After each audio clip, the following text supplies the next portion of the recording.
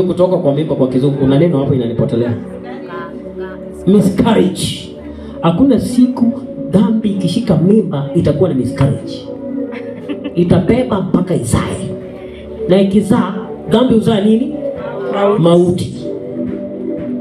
Run away from sin.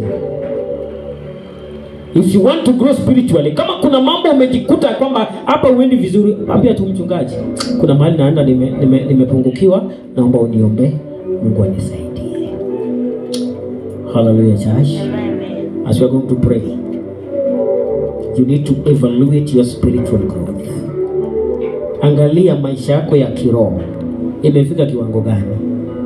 Mambo mengine ni ngumu kusema kwa kanisa na ni uchungu, lakini lazima tuseme ndio tusaidie watu waweze kutoka katika ile hali wafikie kiwango kingine. Umesikia vile nimeuliza wakina Job maswali magumu, na sio vijana tu. Wakati nilikuwa naenda kuoa,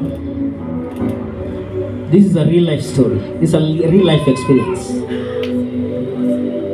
Wakati huo mke wangu alikuwa anafanya Homa Bay. Kuna mahali inaitwa House of Hope Children Center. Kuna wazungu wanafanya na kanisa la Homa Bay. Ukifika road iko pale, kuna barabara ya kwenda Mbewa, kuna center hapo mbele inaitwa Ngere. Kuna Germans ambao wamejenga boma kubwa sana pale, watoto wanaishi ndani, mpaka wamejenga kanisa la AIC Ngere. So my wife alikuwa ameajiriwa pale akifanya kazi na wazungu. Na wakati ule ndio nilikuwa jaribu kurusha ma vibes. At least muhimu sana, at least akubali kwamba mimi naweza nikamsaidia siku zijazo. Unajua vijana waje niwaambie, hata kama umeokoka, sisi wenye tumeokoka hatukuangi na lugha nyingine ya kutongoza. Lugha ni ile ile tu. Unajua wengine wanafikiria mkisema dada, haleluya, haleluya dada, praise the Lord. No, hapa wacha mambo ya dada. Leta ma vibes, my friend. Unajua wengine tumekwama na tunakaa wa shamba ati kwa sababu tumeokoka. Ukikutana na dem, bonga dem vizuri. Wacha kuuliza huyu msana ati kuna njugu kwenu, umepanda njugu. Hiyo inaingia wapi? Na kama hujui kuongea, tembea na wengine wakusaidie. Amen. Ndio maana unaona wasema wameanza kutuongelesha vibaya. Huyu ananiboesha. Hata mimi. Bwana asifiwe sana. So kuna wakati mke wangu alikuwa anakuja kunitembelea Katito. Nilikuwa mchungaji wa AIC Katito Town. So akitoka Homa Bay na Katito si mbali. Niliongea na mama mmoja wa kanisa. Akamwambia, unajua nini? My fiancé is coming.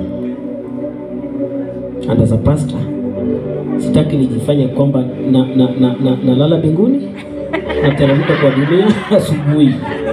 Sasa huyu dema kija, tutakula alafu nitamleta alale.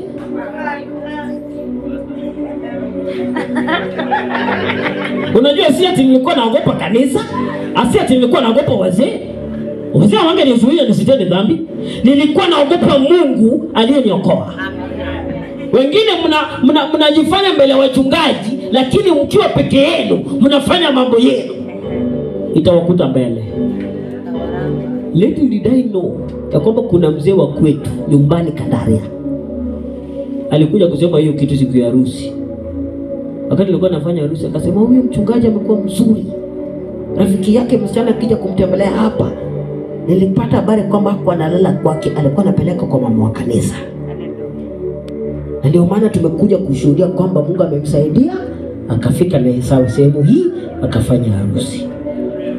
Vijana, sitaki ni watoe kwa raha zenu na uamuzi wenye mlikuwa mmefanya. If your conscience is telling you that what you are doing is right, it's okay. Lakini kama roho wa Mungu anakuhukumu, achana nayo mara moja katika jina la Yesu. Ninaamini na najaribu kulea vijana ambao watafanya jina la kanisa lisitukanwe. Bwana asifiwe. Wakristo wakianza tabia mbaya, utasikia vile watu wanaongea. Mlimani, si mlimani. Wako hivyo.